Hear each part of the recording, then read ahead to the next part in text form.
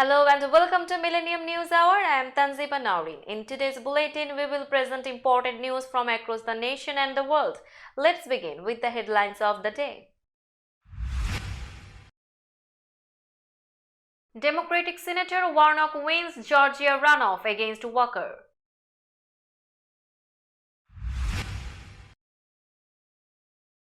US to boost natural gas exports to UK in energy partnership.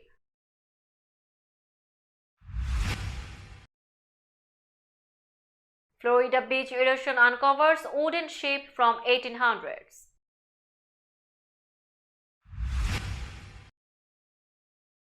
Congress set to rescind COVID-19 vaccine mandate for troops.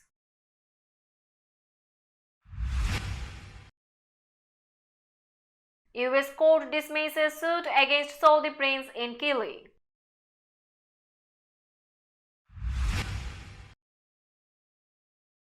Trump organization convicted in executive tax dodge scheme.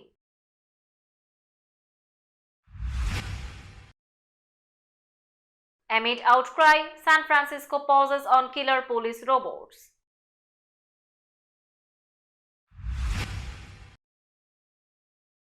Train collision in Spain hurts 155, no serious injuries.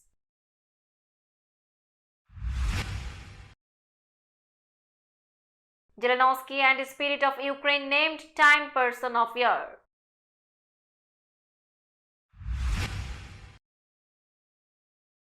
Putin says Ukraine fight is taking longer than expected.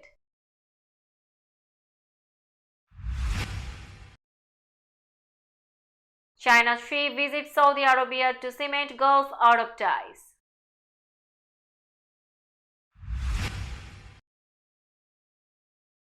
China eases anti-COVID measures following protest.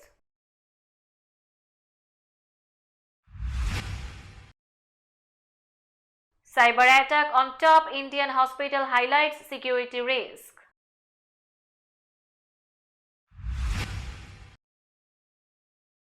Suicide bomber hits Indonesian police station, killing one.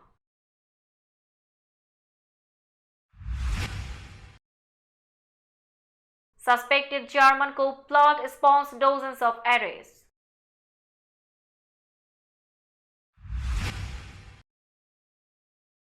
Rams become 8th defending Super Bowl champ with losing mark.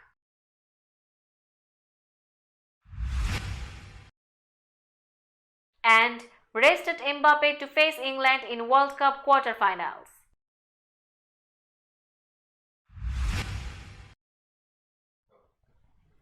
Now news in detail.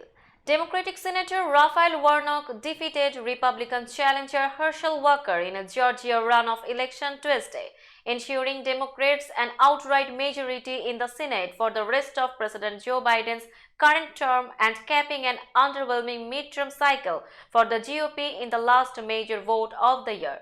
With Warnock's second runoff victory in as many years, Democrats will have a 51-49 Senate majority, gaining a seat from the current 50-50 split with John Fetterman's victory in Pennsylvania.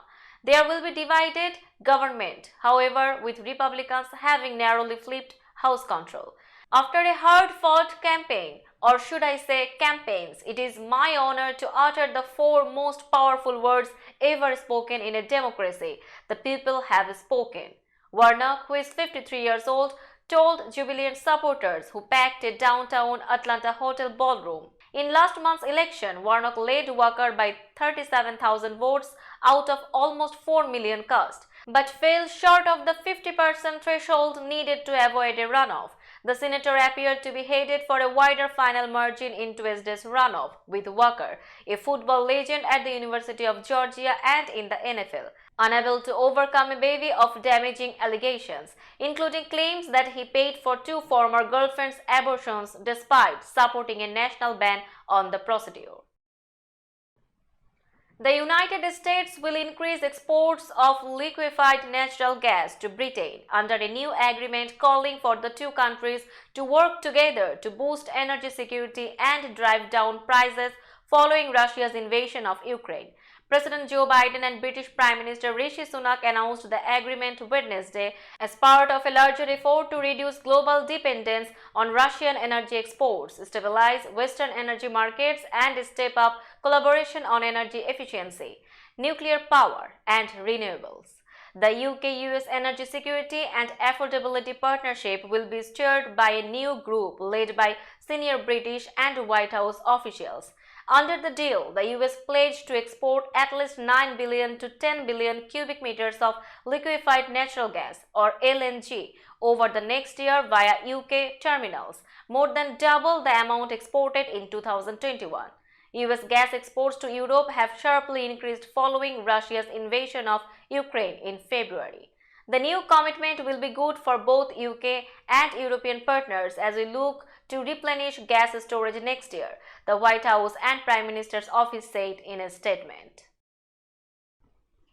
Severe beach erosion from two late-season hurricanes has helped uncover what appears to be a wooden ship dating from the 1800s, which had been buried under the sand on Florida's east coast for up to 2 centuries, impervious to cars that drove daily on the beach or sand castles built by generations of tourists.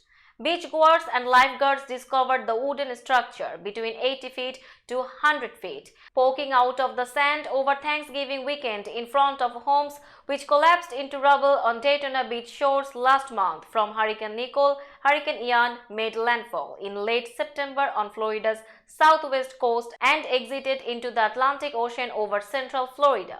Nicole devastated much of Volusia County's coastline in early November, leaving behind homes collapsed into the ocean after they had been made vulnerable to erosion from Ian. The COVID-19 vaccine mandate for members of the US military would be rescinded under the annual defense bill heading for a vote this week in Congress, ending a directive that helped ensure the vast majority of troops were vaccinated but also raised concerns that it harmed recruitment and retention. Republicans, emboldened by their new House majority next year, pushed the effort, which was confirmed Tuesday night when the bill was unveiled. House GOP leader Kevin McCarthy personally lobbied President Joe Biden in a meeting last week to roll back the mandate. Representative Mike Rogers of Alabama, the ranking Republican on the House Armed Services Committee, said the removal of the vaccination requirement was essential for the defense policy bill to move forward.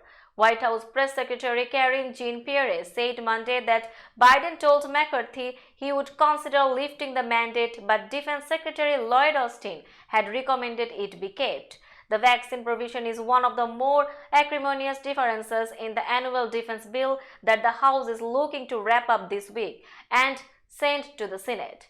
It sets policy and provides a roadmap for future investments. It's one of the final bills Congress is expected to approve before adjourning, so lawmakers are eager to attach their top priorities to it. A US federal judge on Tuesday dismissed a lawsuit against Saudi Crown Prince Mohammed bin Salman in the killing of US-based journalist Jamal Khashoggi, owing to the Biden administration's insistence that the prince was legally immune in the case. District of Columbia U.S. District Judge John D. Bates heeded the U.S. government's motion to shield Prince Mohammed from the lawsuit, despite what Bates called credible allegations of his involvement in Khashoggi's murder. A team of Saudi officials killed Khashoggi inside the Saudi consulate in Istanbul in 2018. Khashoggi, a columnist for the Washington Post, had written critically of the harsh ways of Prince Mohammed, Saudi Arabia's de facto ruler.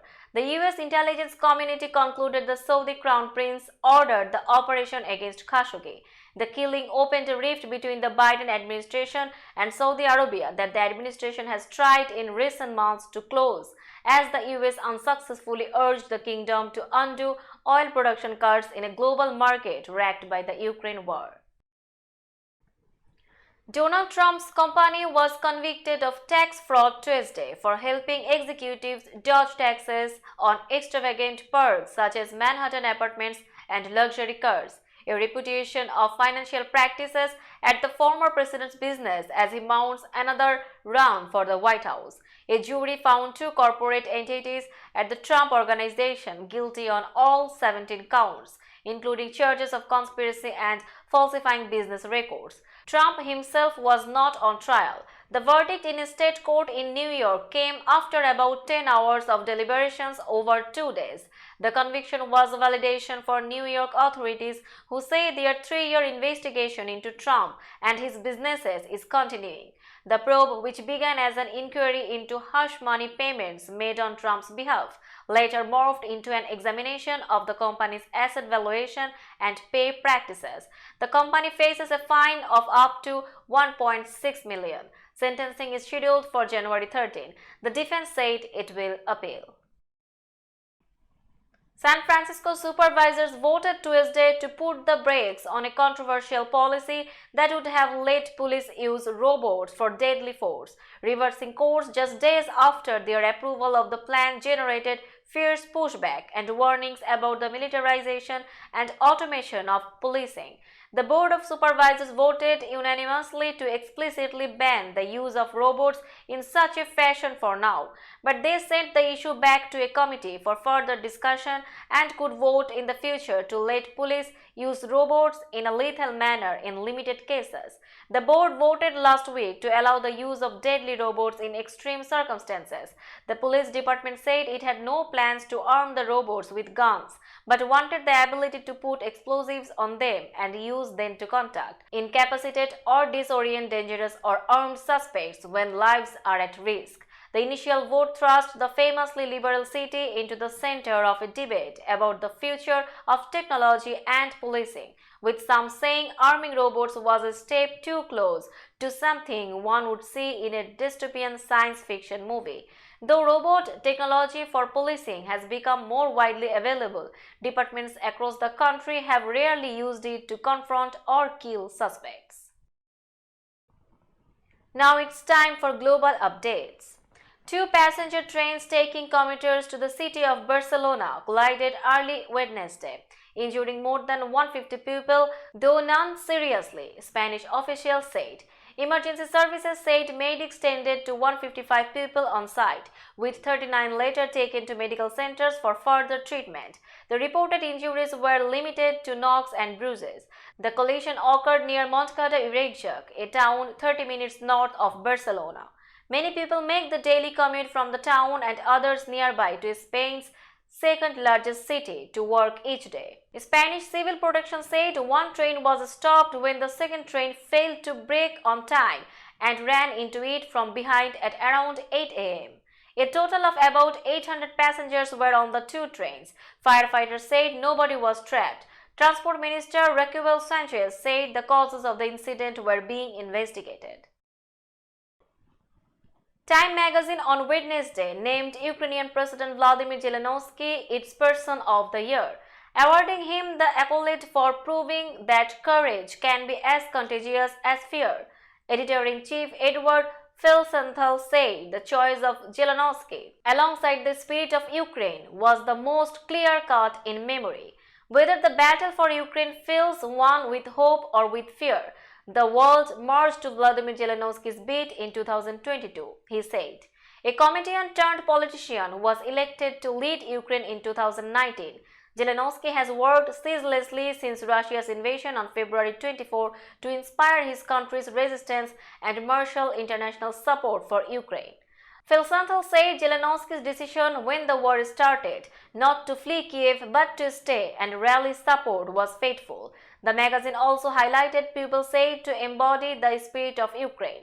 They include engineer Oleg Kutkov, who helped keep Ukraine connected, Olga Rudenko, editor of the Kiev Independent, and British combat surgeon David Knott.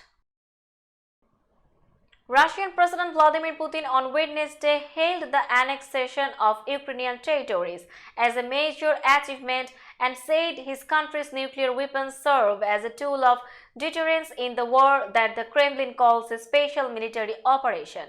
Speaking with members of the Presidential Human Rights Council, Putin described the land gains as a significant result for Russia, noting that the Sea of Azov has become Russia's internal sea. He added that Peter the Great fought to get access to the Sea of Azov. Russia seized broad swaths of southern Ukraine in the opening days of its invasion of Ukraine and captured the key sea of Azov port of Mariupol in May after a nearly 3-month siege. In late September, Putin illegally annexed 4 regions of Ukraine, Kherson and Zaporizhia in the south and Donetsk and Luhansk in the east. Chinese leader Xi Jinping arrived in Saudi Arabia on Wednesday to attend meetings with oil-rich Gulf Arab nations crucial to his country's energy supplies as Beijing tries to revive an economy battered by its strict coronavirus measures. Saudi and Chinese flags flew Wednesday in Riyadh, the Saudi capital, as Xi arrived on an Air China Boeing 747, accompanied by jets spraying green and white smoke in the sky after the colors of the Saudi flag. Another set of jets sprayed red and yellow, the colors of the Chinese flag, according to footage released by Saudi state television. Xi waved from the top of the stairs alongside his plane, then later descended to greet Saudi officials at the airport, shaking hands with the governor of Riyadh, Prince Faisal bin Bandar. Gulf Arab states are trying to recalibrate their foreign policy as the United States turns its attention elsewhere in the world. China rolled back rules on isolating people with COVID-19 and dropped virus test requirements for some public places Wednesday in a dramatic change to a strategy that confined millions of people to their homes and sparked protests and demands for President Xi Jinping to resign. The move adds to earlier easing that fueled hopes Beijing was scrapping its zero-COVID strategy, which is disrupting manufacturing and global trade. Experts warn, however, that restrictions can't be lifted completely until at least mid-2023 because millions of elderly people still must be vaccinated and the healthcare system is strengthened. China is the last major country still trying to stamp out transmission of the virus, while many nations switch to trying to live with it. As they lift restrictions, Chinese officials have also shifted to talking about the virus as less threatening, a possible effort to prepare people for a similar switch. The leading hospital in India's capital limped back to normalcy on Wednesday after a cyber attack crippled its operations for nearly 2 weeks. Online registration of patients resumed Tuesday after the hospital was able to access its server and recover lost data. The hospital worked with federal authorities to restore the system and strengthen its defenses. It's unclear who conducted the November 23 attack on the All India Institute of Medical Sciences or where it originated. Hospital authorities didn't respond to requests for comment. The attack was followed by a series of failed attempts to hack India's top medical research organization, the Indian Council of Medical Research. This raised further concerns about the vulnerability of India's health system to attacks at a time when the government is pushing hospitals to digitize their records. A Muslim militant and convicted bomb maker who was released from prison last year blew himself up Wednesday at a police station on Indonesia's main island of Java, killing an officer and wounding 11 people, officials said. The attacker entered the Astana Anyar police station with a motorcycle and detonated one of 2 bombs he was carrying as police were lining up for a morning assembly, said Bandung City Police Chief Ashwin Sipayo. The other explosive was defused. A video that circulated on social media showed body parts near the damaged lobby of the police station, which was engulfed in white smoke as people ran out of the building. Food vendor Hardi Hardianshia said he was preparing meals behind the station when a loud bang shocked him. He saw a police officer whom he recognized as one of his customers covered in blood, being carried on a motorcycle by 2 other officers to a hospital. He later learned the officer died. 10 others and a civilian were wounded. Thousands of police officers carried out raids across much of Germany on Wednesday against suspected far-right extremists who allegedly sought to overthrow the government in an armed coup. Officials say 25 people were detained. Federal prosecutors said some 3,000 officers conducted searches at 130 sites in 11 of Germany's 16 states. While police raids against the far right are not uncommon in the country, still sensitive to its grim Nazi past, the scale of the operation was unusual. Justice Minister Marco Buschmann described the raids as an anti-terrorism operation, adding that the suspects may have planned an armed attack on institutions of the state. Germany's top security official said the group was driven by violent coup fantasies and conspiracy ideologies. Prosecutors said the suspects were linked to the so-called Reich Citizens Movement, whose adherents reject Germany's post-war constitution and have called for bringing down the government. Now it's time for business news.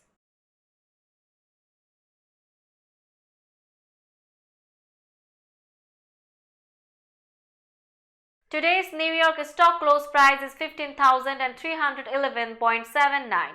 The NYSE composite is decreased by 16.75 points or 0.11%.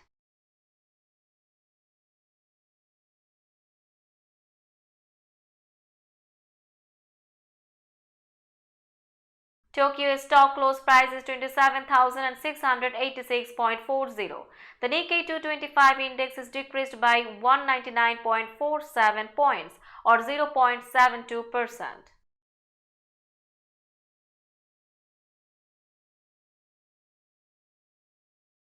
Shanghai stock close price is 3,199.6194. The Shanghai Composite Index is decreased by 12.91 points or 0.40%.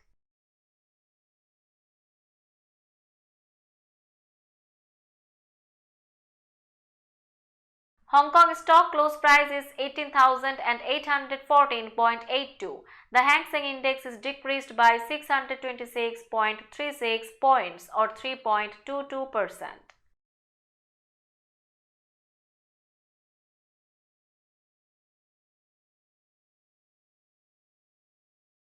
Bombay stock close price is 62,410.68. The Sensex index is decreased by 215.68 points or 0.34%.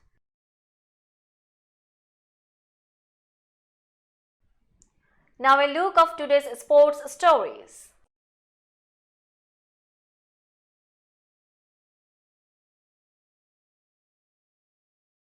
The Los Angeles Rams are having a Super Bowl hangover unlike any other. The defending champions are assured of being the 8th team to have a losing record the year after winning it all and are one loss shy of the most losses ever for a team defending a Super Bowl title. The injury-plagued Rams have the worst record ever through 12 games for a defending champion and are the first of those teams to lose 6 straight the year after winning a Super Bowl, with a loss on Thursday night against the Raiders. Los Angeles can tie the 1999 Broncos for the most losses ever by a defending champion. Now a look of FIFA World Cup stories. Brazil forward Vinicius Junior praised Real Madrid coach Carlo Ancelotti for his success at the World Cup. Vinicius Junior arrived in Qatar without knowing if he was going to get a chance to start for Brazil. But heading into Friday's quarter-final match against Croatia, no one questions his spot in the lineup or his importance for the team. He said Ancelotti was one of the people who gave him guidance ahead of soccer's biggest tournament.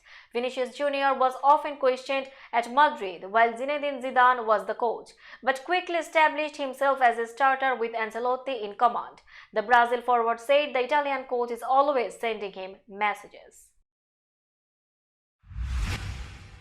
Kylian Mbappe will be ready to face England at the World Cup on Saturday. The France forward was not injured when he missed a recent training session.